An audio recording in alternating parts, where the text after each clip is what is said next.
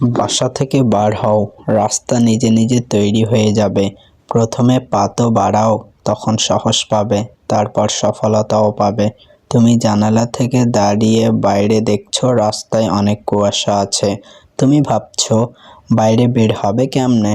কুয়াশা তো আছে বটে। তুমি প্রথমে পা বাড়িয়ে দেখো, সে কুয়াশার মাঝে রাস্তাও আছে।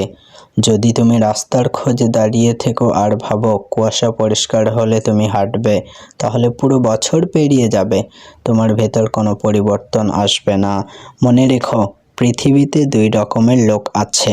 গ্রুপ 1, একজন বলে পৃথিবীতে শুধু সে কষ্টে আছে আর বাকি সবাই সুখে শান্তিতে আছে। গ্রুপ 2, আর একজন বলে শুধু আমি সুখে শান্তিতে আছি, বাকি সবাই কষ্টে আছে। তাহলে আপনি বলুন, আপনি কোন গ্রুপে আছেন?